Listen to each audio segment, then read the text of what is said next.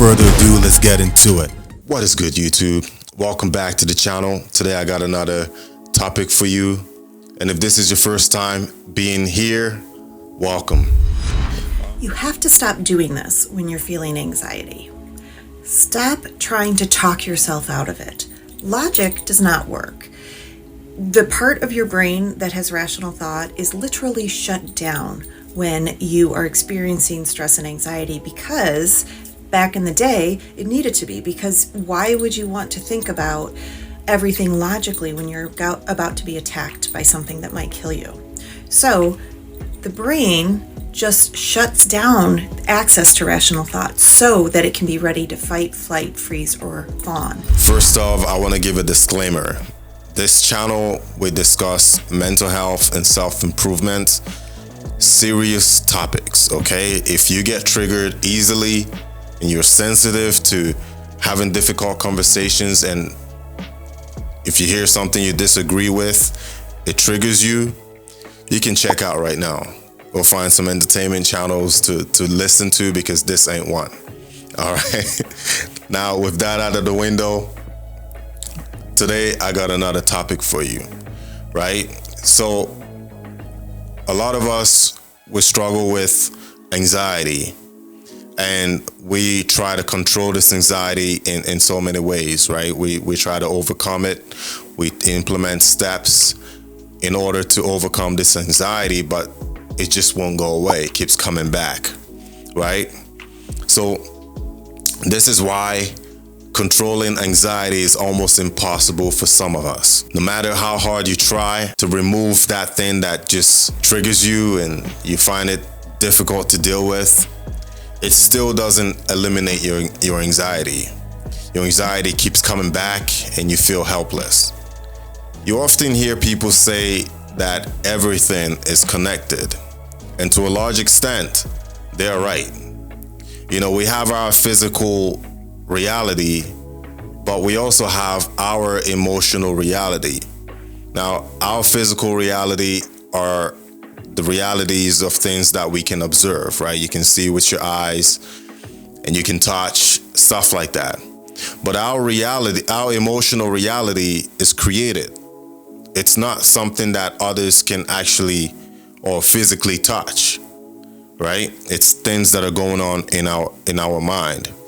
So your emotional reality is basically the theme or a canvas to which you design your reality. Hope that makes sense to somebody out there, man. Okay. Okay, for example, we have different themes. So theme one, let's say it's a place of which it's just you. No one else lives there. No one else is welcome there. It's a dark and cold place, and it's just you in it. Theme two, we have a place that is of high alert. There are dangers all around you, and you have to protect yourself, or you feel like you have to protect yourself. And everyone is attempting to manipulate and control you, right? So you have to really be on high alert and protect yourself. Now, theme three, this is a place where there's no meaning. You struggle to find meaning to life and your purpose, why you're here. Life is just boring. You feel like you are unseen and you are unimportant, right? That's theme three.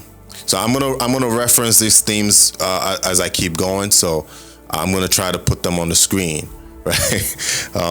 Just bear with me here. So theme four is a place of peace, hope, joy, happiness, and potential. So you kind of see the potential in even in bad situations. You see the potential of that situation being turned around into something that will benefit you, right? So these themes of your emotional reality control how you perceive or how you will approach life and your anxiety, right? So let's say that you live in the first theme one, where no one is welcomed. It's just you. It's a dark and cold, lonely place, right? And no one is welcomed. So there, you're scouting through your mind, and you're trying to figure out, okay, I'm anxious. There's something that's making me anxious right now, and I need to figure out what it is, and I want to get this thing out of the way so that I can get back to normal, right? So you finally spotted your coworker. Let's call him James, right? He's the one that triggers you, because every time he comes towards you, he says the things you don't want to hear.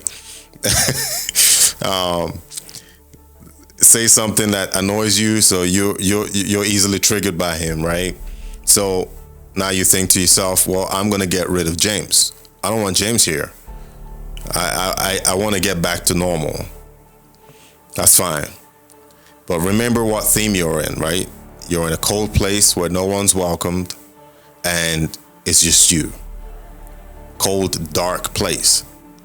So removing one person or removing one thing from that theme, the overall theme of your emotional reality, would not make any long-term change.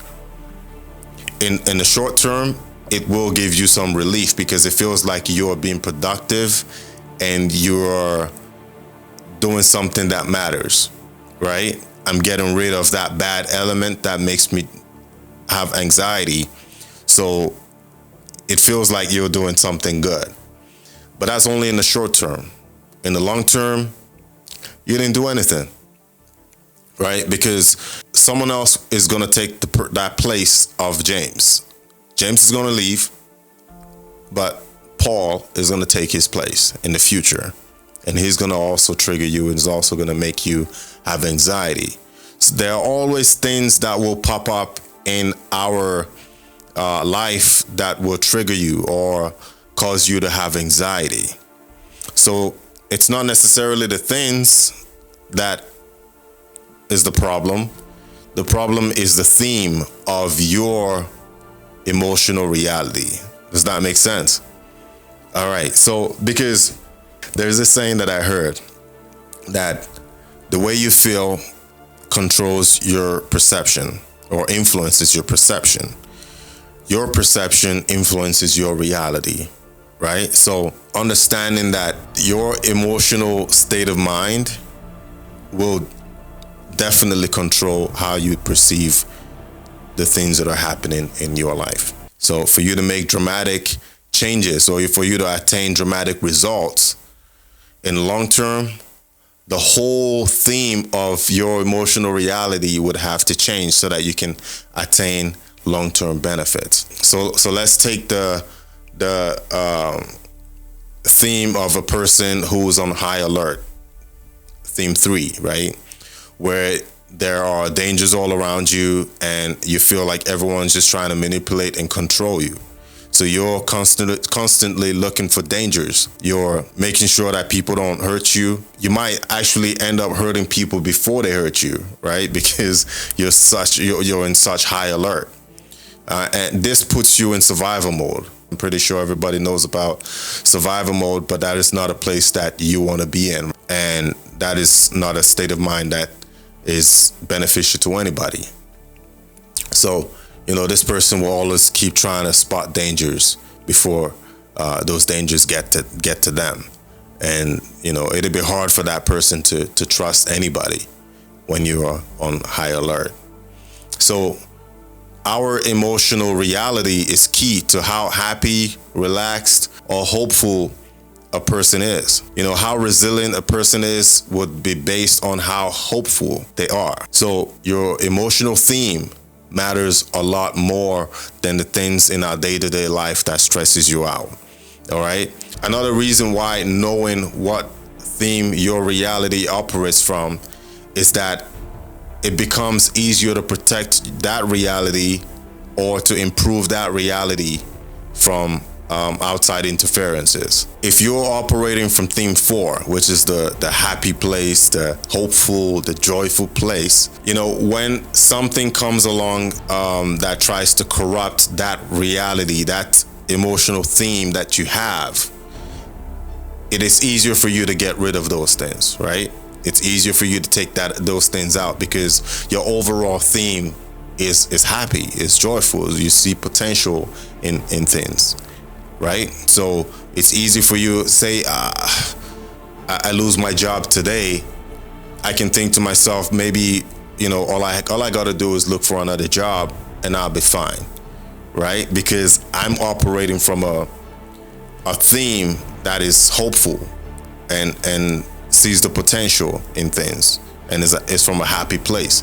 So it's easy for you to manage such a theme from outside threats, right? Because the overall theme is healthy. So that's basically what we're trying to get to, is to stay in that theme that is operating from a healthy place. So you want to actually know what theme your emotional reality is operating from, so that you can use that to your advantage. You want to remove all the detractors from that reality when they come in, because, you know, that's how you protect yourself. That's how you protect your mental state. When your overall theme is corrupted, taking one thing out would not change anything.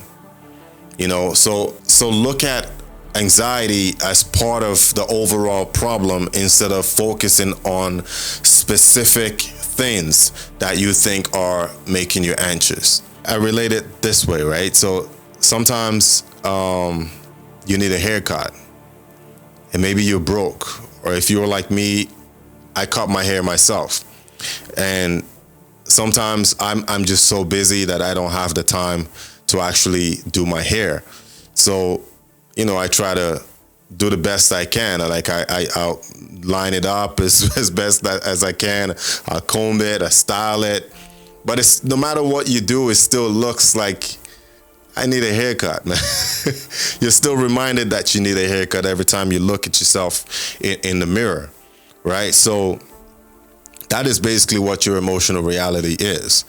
Like, just trying to fix the little things here and there won't change the overall picture. You have to go to the barbers and get a fresh fade. That's the way that you can actually start looking at yourself and think, okay, that works. So it's the same thing. You got to change your whole reality. If you've enjoyed this discussion, give this video a thumbs up. I will follow this video up with another discussion on anxiety from a place of making decisions. You know, sometimes it's making decisions could be a tricky thing for a lot of us. So the next video will be covering anxiety around making decisions. So I hope you've enjoyed this topic. I will see you on the next one. Peace.